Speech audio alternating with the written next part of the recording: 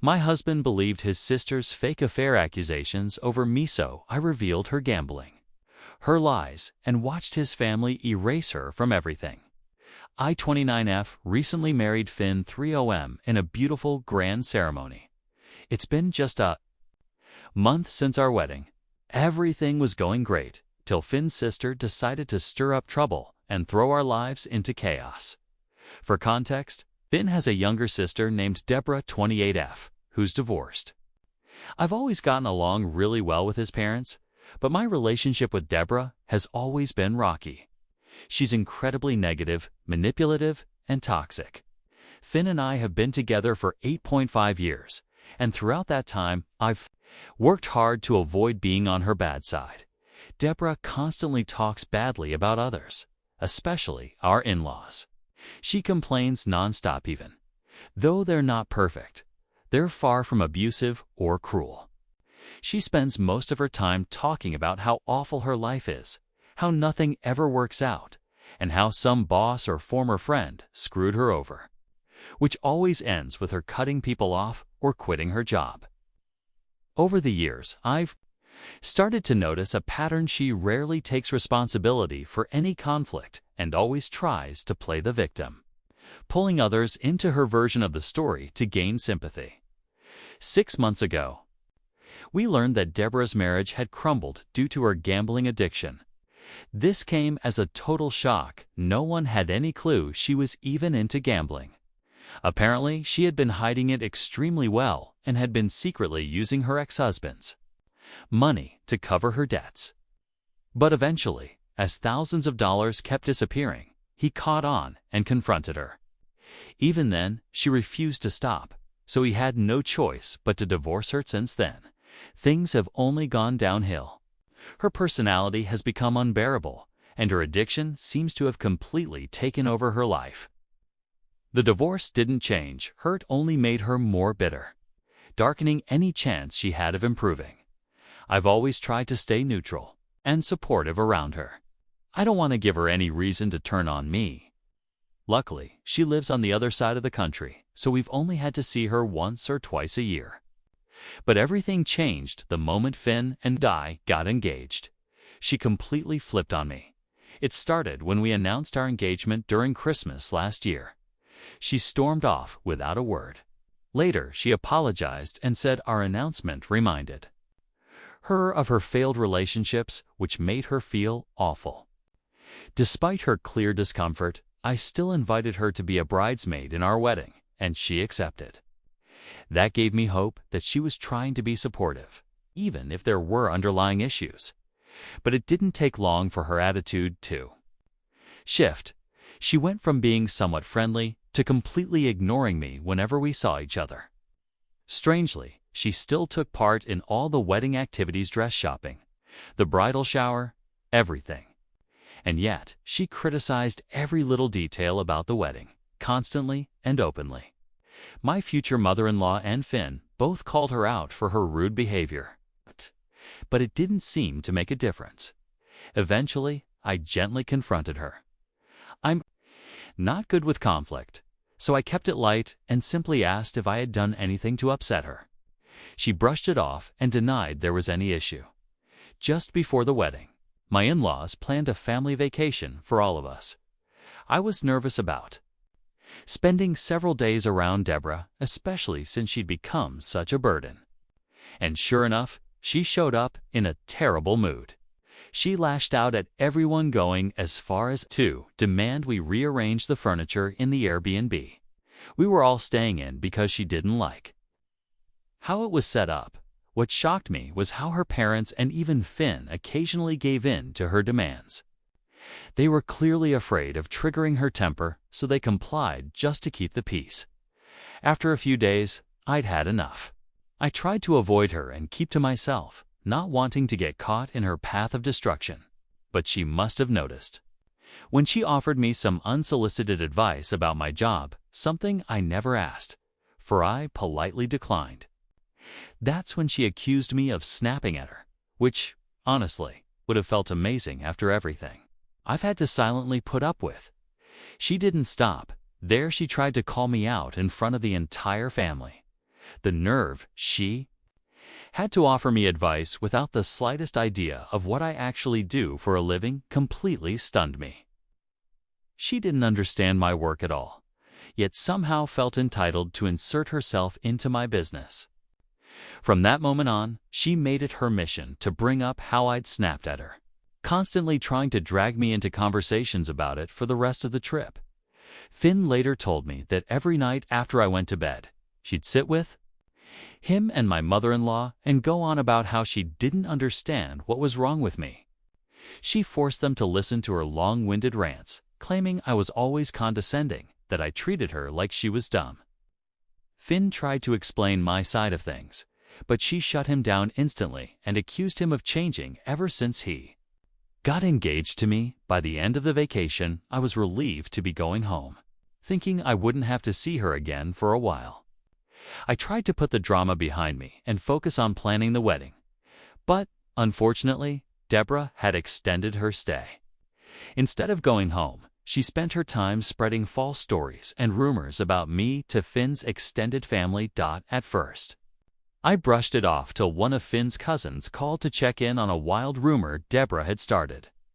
The cousin had heard that I wasn't treating Finn well and that he was miserable with me. Finn quickly shut that down and reassured them it wasn't true, making it clear he was perfectly happy in our relationship. It became obvious Deborah was trying to manipulate others into believing I was the problem. Finn and I had a serious talk about it. He admitted he was fed up with Deborah's manipulative antics and said her actions were starting to harm how people viewed our relationship. I realized then that I didn't want her negativity tainting our wedding day. So, I invited my in-laws and Deborah out for lunch to have an honest conversation and clear the air. Finn couldn't be there because of a critical work trip, but he fully supported my decision. During lunch, I laid it all out. I calmly told Deborah that if she kept speaking poorly about me, she would no longer be welcome at the wedding. That's when she completely lost it. She started shouting at me, saying I had no right to speak to her like that. My mother-in-law immediately told her to quiet down, but Deborah kept going. She yelled that I was just a poor girl who got lucky marrying her rich brother and that I should show her more respect. I stared at her silently as she ranted, accusing me of trying to take advantage of Finn for his money and calling me a gold digger. My mother-in-law snapped at her, loudly telling her to stop and scolding her for being so disrespectful. My father-in-law was visibly angry and began apologizing to me for her behavior. Deborah wasn't done. She started accusing me of trying to steal from their family's inheritance. That's when I spoke up. I reminded her that I was financially independent and came from a successful family. While my family may not be as wealthy as Finn's, we live a very comfortable life. I pointed out that her disrespect likely came from the fact that we're immigrants, which, in her mind, somehow made us lesser than her. Her eyes widened at that. She stuttered, clearly unsure how to respond. I made it clear this was her final warning. If she didn't change her behavior, both Finn and I would cut her out of the wedding completely. She looked furious, but she had nothing left to say. Later that evening, I returned home still feeling shaken. When Finn came back from his work trip, he immediately sensed something was wrong. I told him everything that happened during the lunch meeting. Every insult, every accusation. He was stunned. When I explained what Deborah had said, he went from surprised to livid. Without hesitation, he called his parents. They had a long, serious talk and all agreed that Deborah was spiraling and her actions were unacceptable. They decided to quietly reach out to a few of her friends to see if they could figure out what was really going on with her. What they learned was alarming. Deborah was still drowning in her gambling addiction. This revelation hit everyone hard, especially her parents, who had recently given her access to one of their bank accounts. They were terrified she might clean them out completely to feed her habit. Finn knew it was time for a real intervention. He gathered the courage to have an honest conversation with Deborah about seeking help. But, true to form, she flatly denied having any issues. Things escalated even further when Finn's parents responded by cutting off her access to their bank account. She stormed into their home, shouting furiously and accusing them of betrayal. She ranted that they didn't understand her, claiming her gambling wasn't their business. Deborah was livid that they'd cut her off, insisting the money was hers too. She spiraled into wild accusations, saying everyone was trying to control her life. The whole scene was chaos, emotions running high, and no way to calm her down. When Finn told me what had happened, he looked deeply concerned. He and his parents were feeling helpless, unsure whether anything they did could actually help Deborah. They considered interventions, therapy, and support groups. But they knew she would never willingly accept any of those options. A few weeks later, Finn's parents invited us over for dinner, and we knew right away it wasn't just a casual meal. The mood at the table was somber. His parents opened up, voicing their growing fears about Deborah. They worried that her addiction would eventually lead to her draining what was left of the family's finances. They didn't want to continue enabling her behavior, and they were starting to feel like they had no choice but to exclude her from their inheritance. Finn tried to argue that it was unfair. No matter how frustrating she was still his sister, and he loved her. I agreed with him. Despite everything, I believed she still deserved a fair share of their estate. But Finn's mother interrupted us with a revelation that changed everything. She nervously admitted that a few pieces of heirloom jewelry belonging to her grandmother and worth thousands had recently gone missing. Alarmed, they checked the security camera footage in their home. What they saw left them speechless. Deborah walking into their bedroom and stealing the jewelry from their locked drawer. The room went silent as we processed the weight of that betrayal. My in-laws explained that they had already tried to confront her, but she denied everything, even with the footage as proof. That's when they made the heartbreaking decision to cut her out of their will. Finn was devastated, but he understood. Deborah's actions had gone beyond emotional manipulation. She was now putting the family's financial future at risk. It became clear to us that they needed to take serious legal steps. Finn and I fully supported them, recognizing how painful but necessary it was to protect their future. In the following days, Finn and his parents met with legal experts to discuss how to amend their will in a way that would be legally airtight, something Deborah couldn't challenge. Meanwhile, with our wedding rapidly approaching, I tried to focus on final preparations. My days were packed with dress fittings, decor arrangements, and all the last-minute chaos that comes with planning a wedding. Then, out of nowhere, Deborah started inserting herself into everything again, like she had before.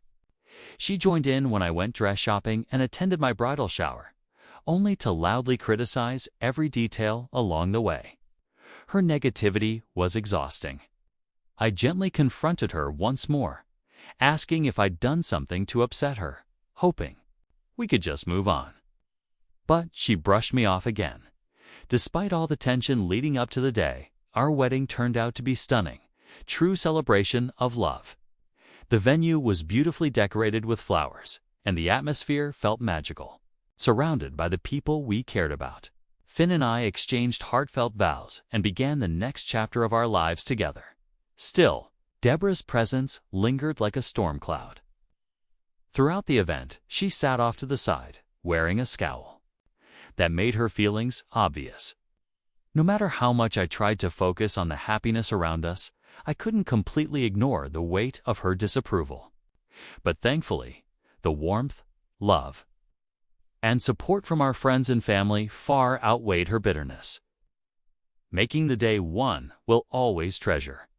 After a blissful honeymoon, we returned home and slipped back into our normal routines. Work picked up, life went on, and things finally seemed to be settling. But just yesterday, completely out of the blue, Deborah did something that ignited fresh chaos in our marriage. She invited herself over for dinner, saying she missed us and hadn't seen Finn in a while. Finn asked if I was okay with it, and Though I hesitated, I didn't want to come across as rude. I agreed, grudgingly. The evening began quietly enough, with all of us enjoying our meal. Then, without warning, Deborah launched into a rant about how much she despised cheaters, calling them worthless pieces of garbage. Finn and I traded confused glances, trying to figure out where this was coming from. That's when she turned to me, looked me straight in the eye, and asked how it felt to be a useless piece of trash. My eyebrows furrowed in disbelief as she began screaming, accusing me of having an affair with my coworker Matt. She whipped out a few photos she had taken of me and Matt and waved them around like they were proof of something sinister. I was stunned not because I had anything to hide, but because she had gone so far as to stalk me and twist innocent photos into false evidence. The pictures were completely harmless. They showed Matt and me grabbing coffee or having lunch, something we occasionally did since the cafeteria lines at our office were often long. There was absolutely nothing inappropriate or intimate about the images, but Deborah had clearly taken it upon herself to turn casual moments into scandalous accusations. I felt a surge of frustration not just at her lies, but at her attempt to sabotage my marriage. Before I could even respond, Finn, visibly shaken, jumped in to defend me. He asked Deborah why she was following me and secretly taking photos of me with my coworker. She tried to justify it, saying she was simply looking out for him and wanted to make sure I wasn't trying to rob him of his money. Finn told her firmly and clearly that her accusations were baseless and that she was causing pointless drama.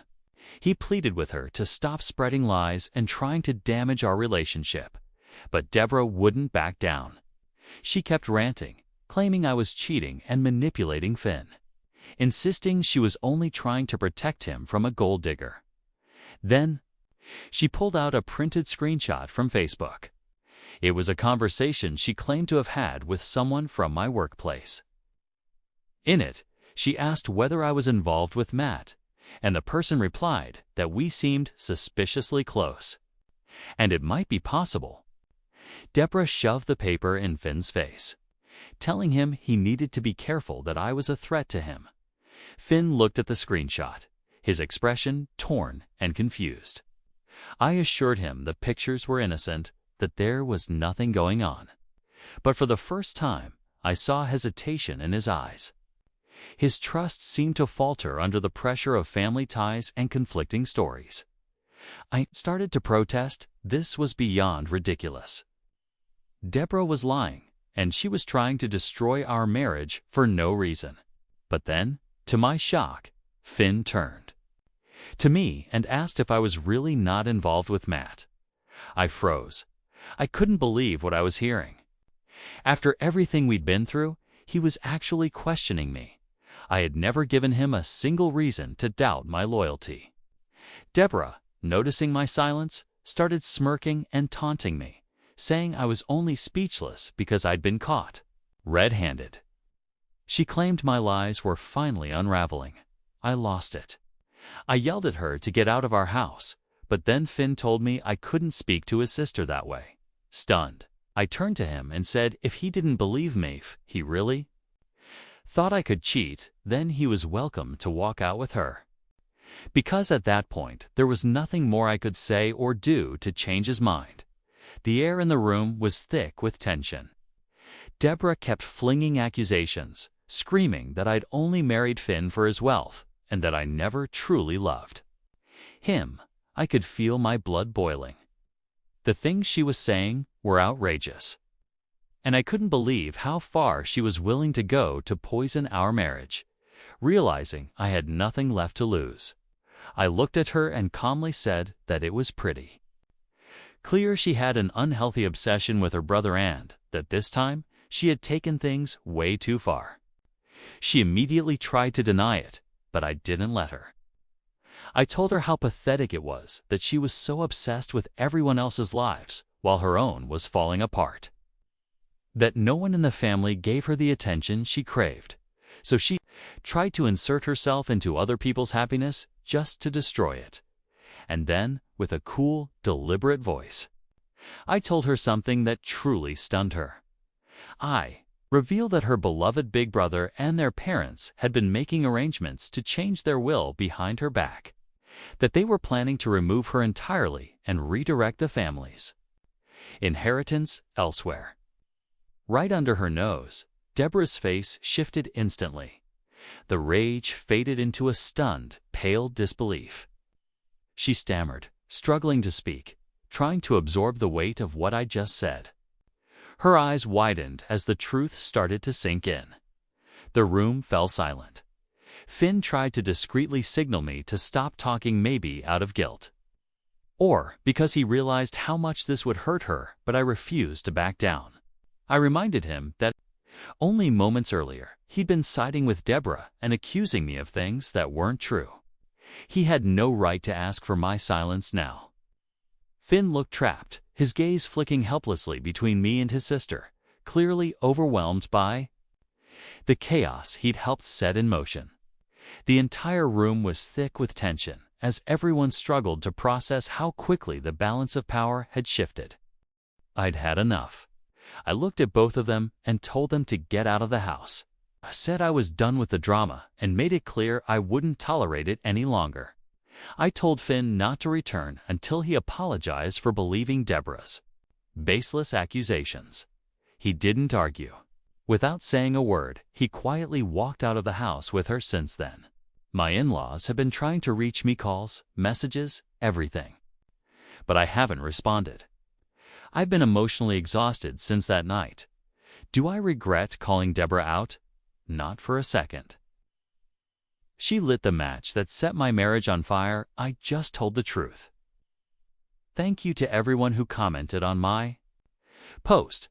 After considering your advice, I decided to file a formal complaint with HR against the coworker who apparently talked to Deborah about my supposed affair with Matt. I haven't reached out to her directly. I don't have the emotional energy for another confrontation. And despite what some of you suggested, I don't believe Deborah has the brains to forge an entire fake screenshot on her own. Hopefully, the truth will come out once HR confronts this coworker. It's been a week since Deborah tried to sabotage my marriage, and it's honestly been a nightmare. I appreciate everyone who sent kind words. They helped me hold on through some very dark nights. I haven't slept more than a couple of hours each night, and I definitely needed a few quiet days to recover.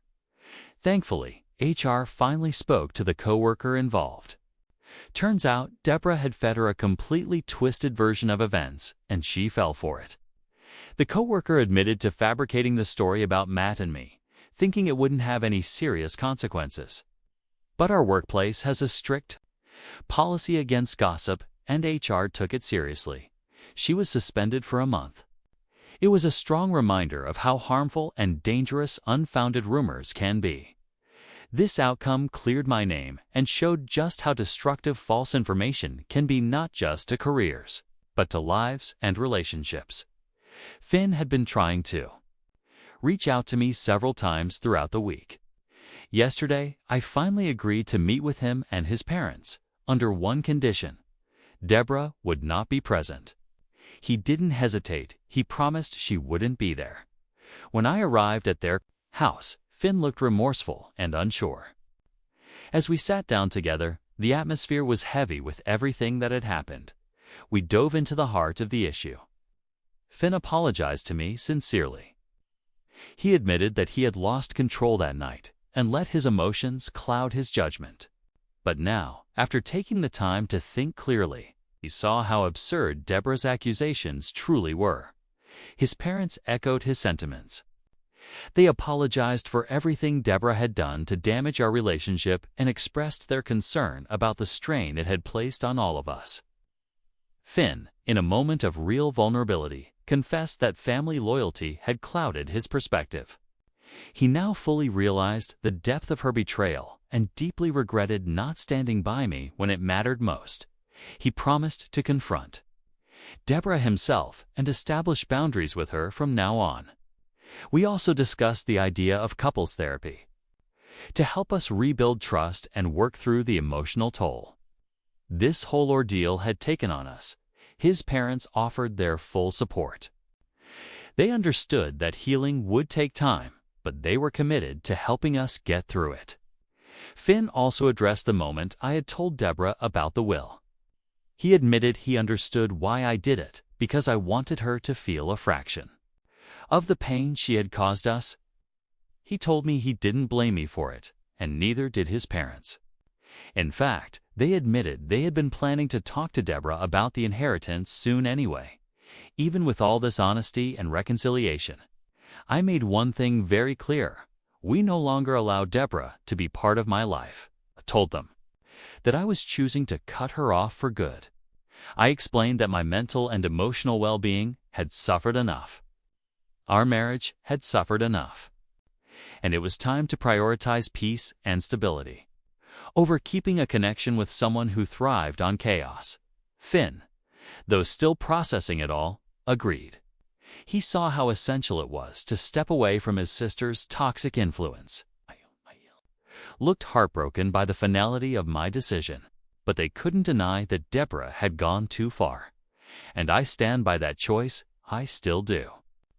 Ending my relationship with Deborah was absolutely the right decision. Since that final conversation, I felt lighter, as if a weight has finally been lifted from our lives. Now, with Deborah gone, I can focus on what truly matters. Finn comes home from a short work trip today, and despite everything, I've missed him deeply. I'm genuinely looking forward to having time together again. It's been 5 months since my last update. As I had anticipated, Deborah eventually reached out to me a few months ago. In her message, she conveniently avoided any real acknowledgement of the pain and damage she had caused.